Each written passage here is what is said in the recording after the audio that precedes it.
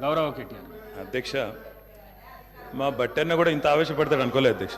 ఎందుకంటే వారికి వాస్తవాలు తెలిసి కూడా ఇంత ఆవేశపడి అధ్యక్ష గావు కేకలతో పెడబొబ్బలతో నోటికి గొంతు పెంచి అరిస్తే, గొంతు పెంచి దాడి చేస్తే, మందబలంతో శాసిస్తాననుకుంటే వాస్తవాలు కాకుండా పోవు సార్. పాలమూరులో గంజి కేంద్రాలు వాస్తవం, తెలంగాణలో నెత్తురు బారిన నేలలు వాస్తవం, నెర్రెలు బారిన నేలలు వాస్తవం, కరెంటీ అని మాట వాస్తవం, 14 లక్షల వలసలు వాస్తవం. అధ్యక్ష, ఇవన్నీ కాంగ్రెస్ పాలనకు తార్కాణాలు అధ్యక్ష, నేను చెప్పడం లేదు అధ్యక్ష.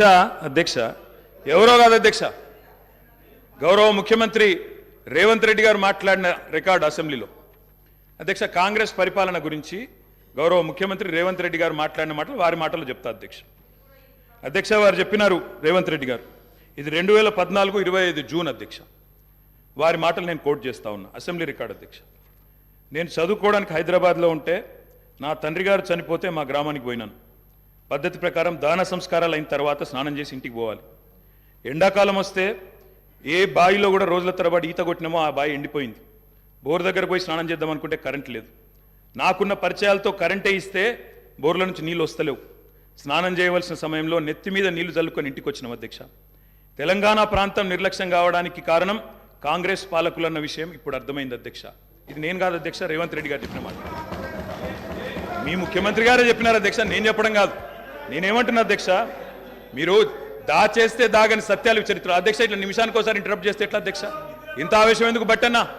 బట్టన్నా అధ్యక్ష, ముఖ్యమంత్రి గారు మాట్లాడతారు తర్వాత, మీకెందుకు బాధ?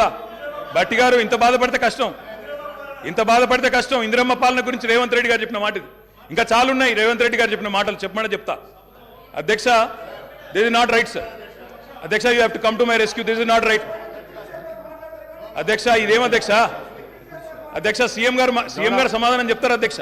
గౌరవ కేటీఆర్ గారు ఎన్నిసార్లు ఇస్తారు సార్? మరి మేము కూడా లెక్క చూడాలా? 39 మందికి అధ్యక్ష, మనం తెలంగాణ రాష్ట్ర శాసనసభలో మాట్లాడుతూ ఉన్నాం. ఆనాటి ఉమ్మడి ఆంధ్రప్రదేశ్ శాసనసభ వ్యవహారాలు కాదు, ఆనాటి ఉమ్మడి ఆంధ్రప్రదేశ్ శాసనసభ కాదు. ఇది ప్రత్యేక తెలంగాణ రాష్ట్ర శాసనసభ. ఈ శాసనసభ ఈ రాష్ట్రానికి సంబంధించి 2014 జూన్ 2 నుంచి మొదలైంది. 2014 నుంచి ఈ రాష్ట్రంలో తీసుకున్న చర్యలు, జరిగిన ఖర్చులు, చేసిన అభివృద్ధి, రాష్ట్ర ప్రజల ఆకాంక్షలు, వాటి గురించి మనం మాట్లాడుకోవాలి. గతం అంతా బాగాలేదనే కదా అందరు కలిసి కొట్లాడి ఏకగ్రీవంగా తీర్మానం చేసి తెలంగాణ రాష్ట్రం ఇంకా అది చూపించి నేను వాళ్ళతో పోటీ పడతా అంటే నువ్వు కూడా వాళ్ళతో పోటీ పడితే నువ్వు కూడా అట్టే పో. మరి ఏడెందుకు తెలంగాణ రాష్ట్రం గురించి మాట్లాడండి సార్.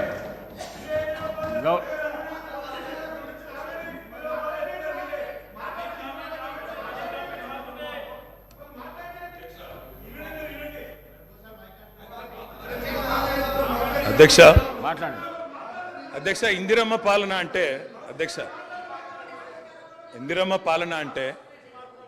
84 వరకు ఇందిరమ్మ పాలన ఉండే సార్. మరి ఇందిరమ్మ రాజ్యం తెచ్చినాం ఇందిరమ్మ పాలన తెచ్చినాం అంటే మరి ఇందిరమ్మ పాలన గుర్తు చేయాలి కదా సార్.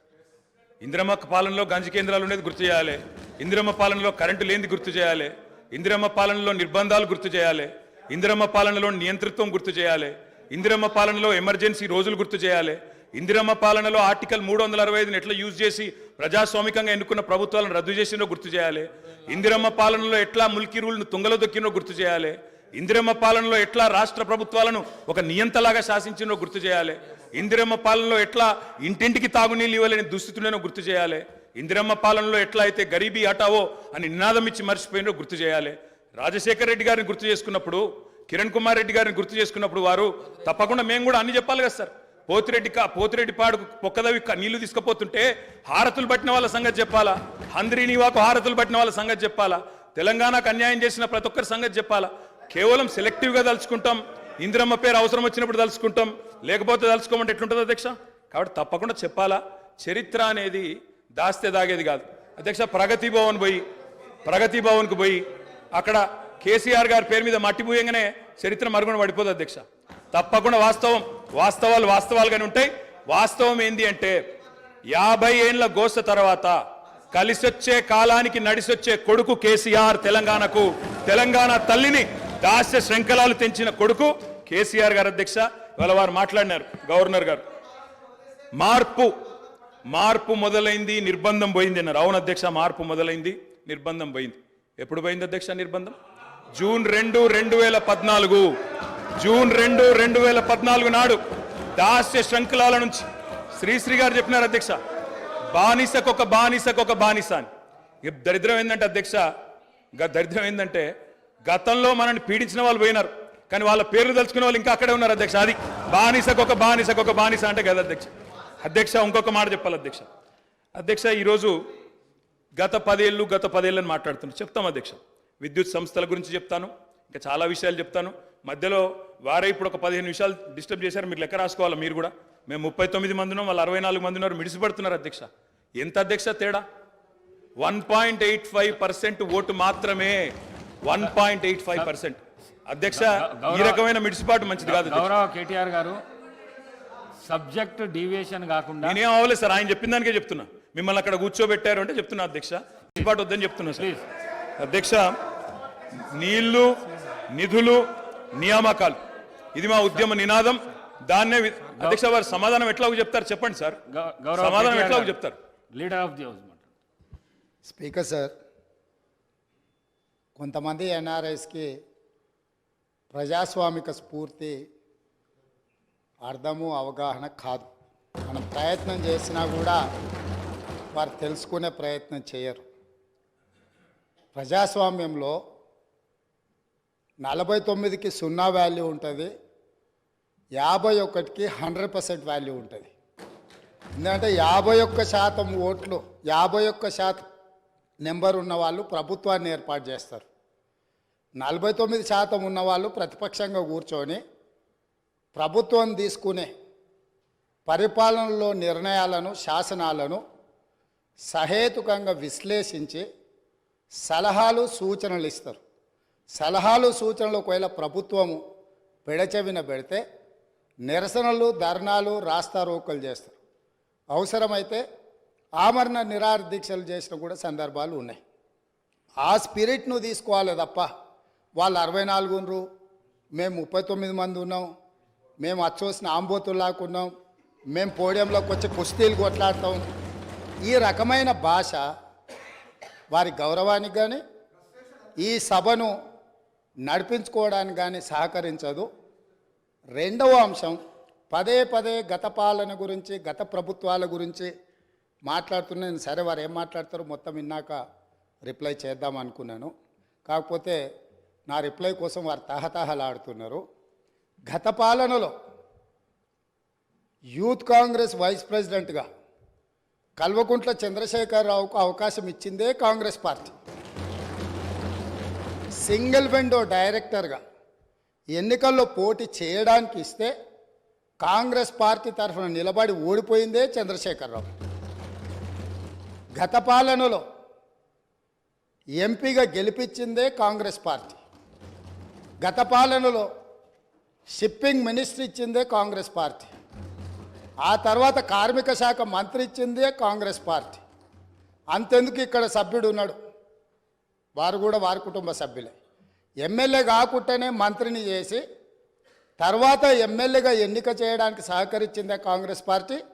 ఈరోజు వాళ్ళు ఏ పేరైతే వినోద్ అనుకుంటున్నారో ఆ రాజశేఖర రెడ్డి గారే ఆ మంత్రివర్గంలోనే గత ఆర్థిక శాఖ మంత్రి, సిద్దిపేట ఎమ్మెల్యే గారు ఎమ్మెల్యే పదవి లేకుండా మంత్రిగా ప్రమాణ స్వీకారం చేసిండ్రు. రాజశేఖర రెడ్డి గారి నాయకత్వమే దేశానికి బలమైన నాయకత్వం అని అందులో పనిచేసిండ్రు. మూడవది, పోతిరెడ్డిపాడు పొక్క పెద్దది చేసినప్పుడు కీర్తిశేషులు నాయన్ నరసింహారెడ్డి గారు కడప జిల్లా ఇన్ఛార్జ్ మినిస్టర్. ఆ రోజు కొట్లాడింది పోతిరెడ్డిపాడు మీద కీర్తిశేషులు పి జనార్దన్ రెడ్డి గారు. పోతిరెడ్డిపాడు పొక్క పెద్దది చేసినప్పుడు ఇక్కడ ఉన్నోళ్ళు ఎవరు ప్రాణత్యాగాలు చేస్తామని ఎవరు కొట్లాడలే, ఎవరు మాట్లాడలే. సొంత పార్టీ, సొంత ప్రభుత్వం ఉన్న తెలంగాణ ప్రజల హక్కులను భంగం కలిగించొద్దు, కృష్ణానది జలాలలో మా వాటా మాకు ఉండాలి, మా వాటాను ఎవరు తీసుకెళ్ళినా మేము ఒప్పుకోము అని కొట్లాడింది ఆనాటి నాయకుడు పి జనార్దన్ రెడ్డి గారు మాట్లాడినారు తప్ప వీళ్ళు కాదు. కాబట్టి ఈరోజు వీళ్ళందరూ ఏ పాలకుల గురించి మాట్లాడుతున్నారో ఆ పాలకులు ఇప్పుడు మాట్లాడుతున్న పెద్దలు ఎట్లెమ్మెల్యేనరు?